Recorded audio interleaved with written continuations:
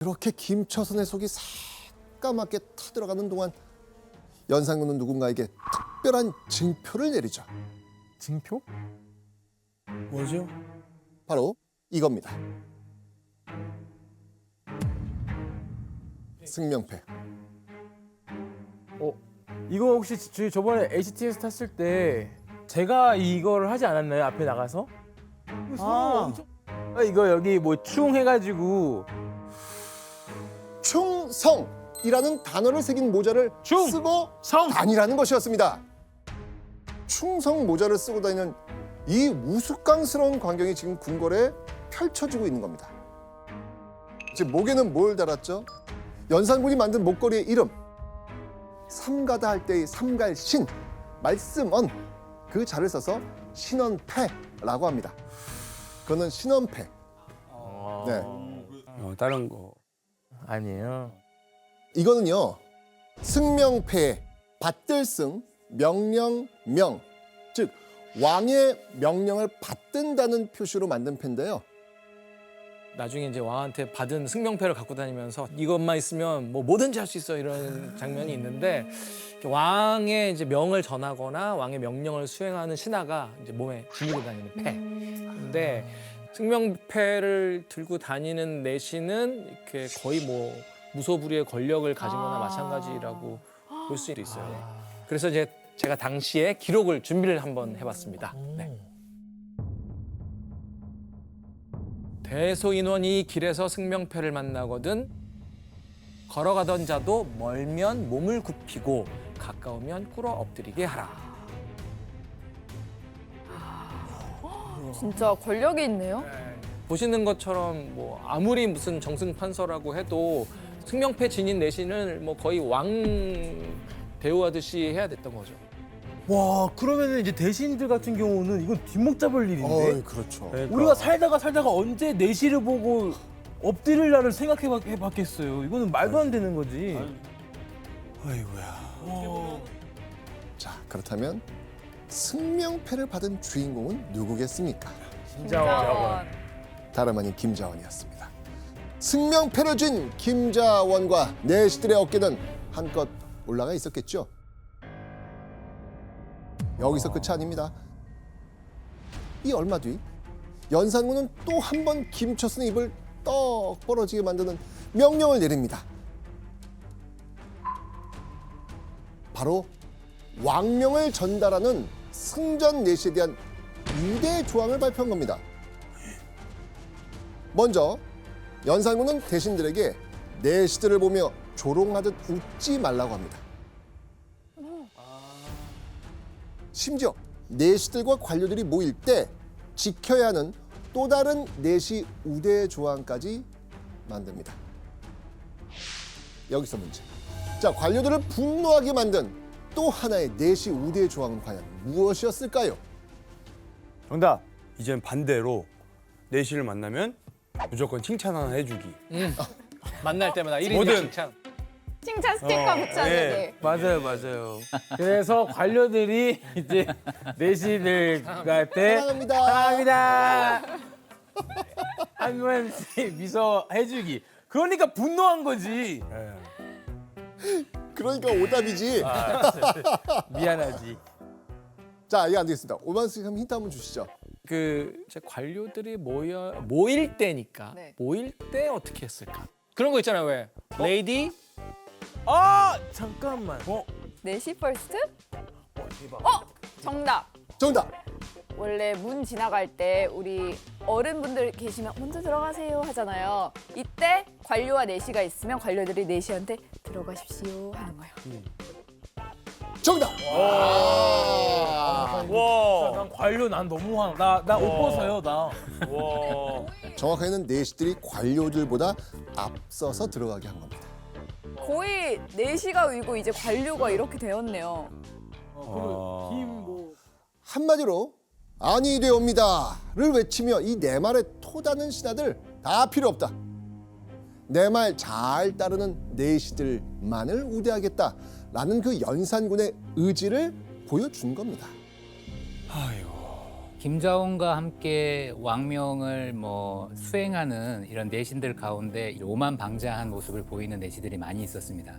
일례로 급한 일이 있어서 국왕에게 보고할 일이 있다고 찾아온 승정원 관원에게 이 내시가 밥을 먹고 옷을 갈아입을 때까지 기다려라 라고 말을 한다거나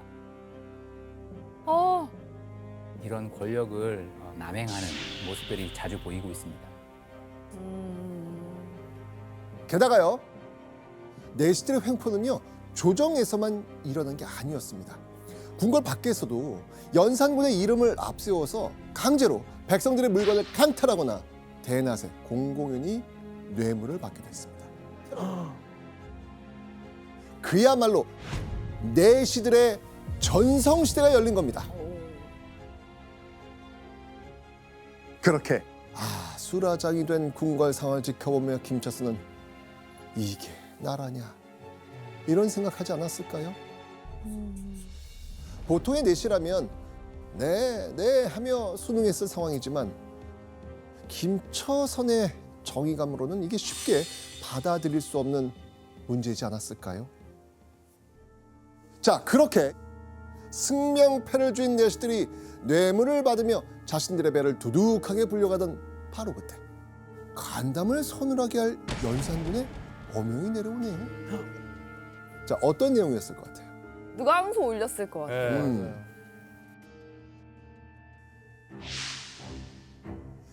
내시가 다른 신하의 집에 거처하거나 조정의 신하가 내시의 집에 출입해 소통하지 못하도록 하라.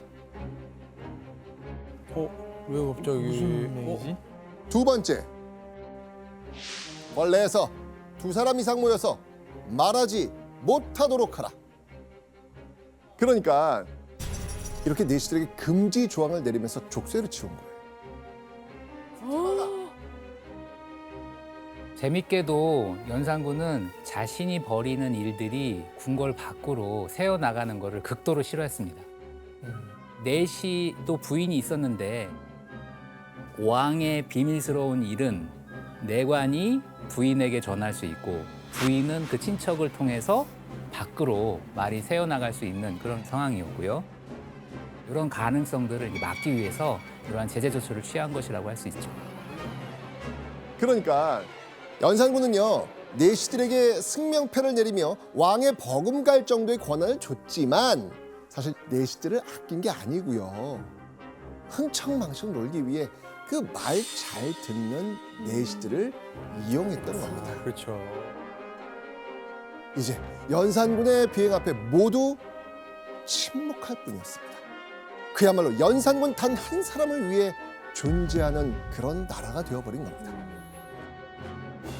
김처선은 정말 역대 왕들의 볼꼴 못 볼 꼴 다 경험했지만 연산군의 이 횡포만큼은 도저히 이건 용납할 수가 없다. 차마 이건 눈뜨고 지켜볼 수 없을 정도다. 어떻게 보면 나도 여기에 책임이 있는 건 아닐까. 이런 것들이 계속 이제 깊은 고민에 빠지게 만들었죠. 자, 그렇게 연산군의 폭정이 이어지던 1505년 4월 입고를 앞둔 김처선은요, 굳은 표정으로 아내를 부릅니다. 그리고 한마디 말을 남기고 입고합니다. 내시의 본분을 다려고 하오. 내시의 본분? 김처선은 대체 왜 아내에게 이런 말을 남긴 걸까요? 내시의 본분을 다하는 게 왕을 보필하는 거 아니에요?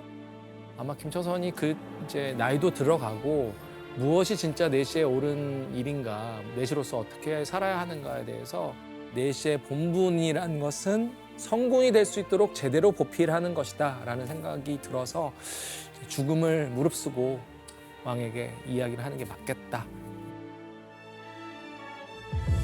일종의 유서 같은 거죠. 입고라는 김처선의 발걸음은 그 어느 때보다 비정했겠죠. 그리고 그날 연산군은 어김없이 자기가 가장 좋아하던 궁중무용 처형문을 추며 연회에 푹 빠져 있었습니다. 이때 김처선이 비장한 발걸음으로 거란에 들어와 연산군을 막아섰죠. 주상 전하! 전하께서 독단과 전행으로 조정을 핍박하시고 백성들을 짓누르고 계시오니 임금의 도리를 잃고 폭군의 길을 가고 계시고 이건을 어찌 이를 깨닫지 못하고 계시는 것이옵니까? 폭군이래요. 또한 경서와 사설을 읽어 대강 통하오나 일찍이 전하와 같은 놀이를 했다는 말을 듣지 못했사옵니다. 야, 도저히 못 참아서. 그러니까 내가 많은 왕들을 옆에서 보필해 왔지만 이렇게 무례배처럼 행동하는 왕은 당신이 처음이다. 정사는 내팽겨둔 채 전국 팔도 미녀들을 끌어모아 유흥을 즐기는 연산군을 제대로 저격한 겁니다. 연산군을 향한 내시 김초선의 돌직구 발언에 연회장을 꽉 채우던 음악이 이내 뚝 끊깁니다. 그리고 찰나의 정적이 찾아왔죠.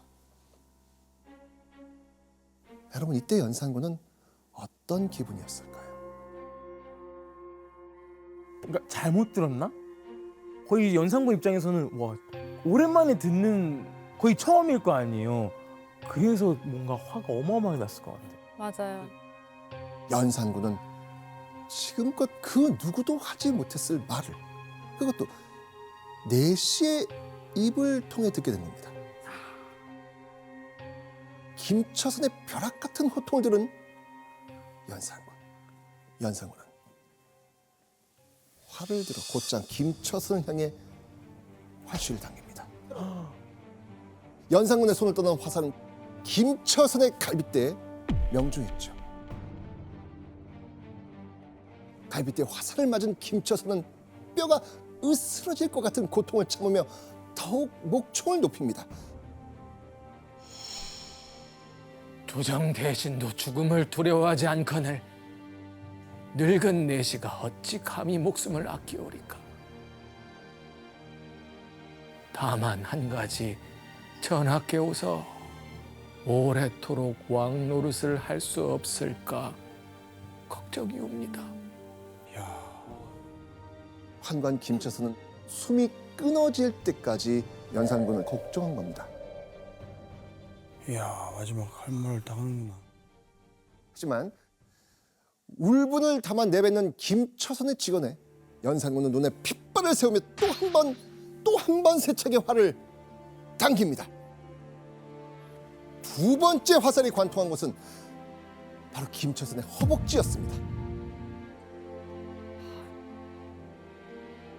피를 줄줄 흘리며 쓰러져가는 김처선을 보며 이번에 연산군은 칼을 들어 가차없이 김처선의 한쪽 다리를 끊어버립니다. 단말마 같은 비명소리가 사방으로 퍼졌죠. 그래도 끓어오르는 화를 참지 못한 연산군은 김처선의 혀를 잘라버립니다. 와, 저는 여기서 제일 좀 무서운 게 이 제일 연산군이 두려웠던 게 이 말이잖아요. 아니되옵니다잖아요. 그러니까 얼마나 그게 열이 박았으면 그냥 혀를 잘랐겠어요. 거기서 멈추지 않고 연산군은 직접 김처선의 배를 갈라 창자를 끄집어내기까지 했죠. 그리고는 김처선의 시신을 호랑이 굴에 던지기까지 합니다. 왕을 보필하고 순종해야 하는 내시가 감히 왕을 가르치려 했지 않습니까? 아마도 연산군은 모욕감 때문에 김처선을 더 잔인하게 처벌한 것으로 보입니다.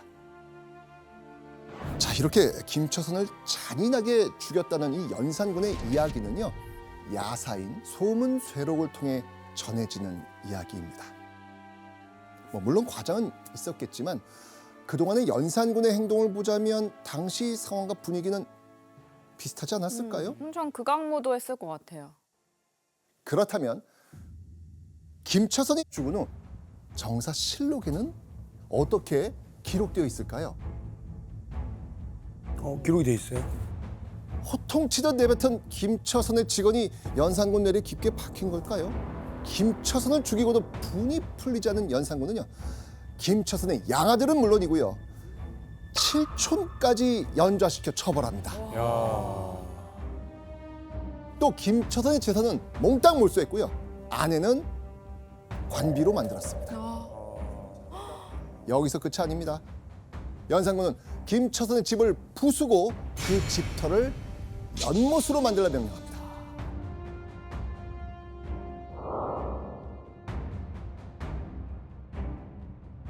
그야말로 김처선에 관한 것은 모조리 지워버린 연산군. 이렇게 하는데 누가 말을 하겠어요? 그니까. 연산군은 김처선 이름 석자의 광기에 가까운 집착을 보이며 처벌을 이어갑니다. 연산군은 관리 중 김처선과 이름이 같은 사람이 있다면 개명을 명합니다. 와, 그러면 저 네. 칠도 똑같으면 안 된다는 네. 거예요? 진짜? 와, 그럼 어떡해. 그리고 모든 국가문서에 처자 사용을 금지시킵니다. 아니, 와. 심지어는 24절기의 하나인 처서, 처서의 명칭마저 조서로 고치게 합니다. 모두 김처선의 이름 처자와 같다는 이유 때문이었습니다. 대박이다. 그런데 김처선이 죽고 약 200여 년이 흐른 뒤 멸문지화 당했던 김처선의 이름이 조선 왕실에서 다시 회자되기 시작합니다. 다름 아닌 조선 제21대 왕 영조 덕분이었습니다. 영조? 연산군이 김처선을 미워하여 호랑이의 굴에 던졌으나 호랑이가 잡아먹지 않자 이에 결박하여 살해하니 그 충렬이 느면하였다. 내시 김처선의 고든 기계에 감탄해서 호랑이도 잡아먹지 않았다는 겁니다. 그러면서 김처선의 충렬이 늠름하고 호연하였다고 기록하고 있습니다. 영조는요, 내시 김처선에게 충정에 대해 정문을 내리지 않을 수 없는 일이다 라면서 일종의 표창을 내려주라 명한 겁니다. 탕평군주로서의 영조나 정조와 같은 군주들은 사회적으로 굉장히 중시하는 충, 효, 의리, 명분 이런 것들을 국왕이 주도해 나가면서 사회적으로 공인받고 있었던 충성이라고 하는 것들을 한 번 더 강조한 것이라고 할 수 있습니다. 김처선이 200년가량 뒤에야 충신의 반열에 오르게 된 겁니다.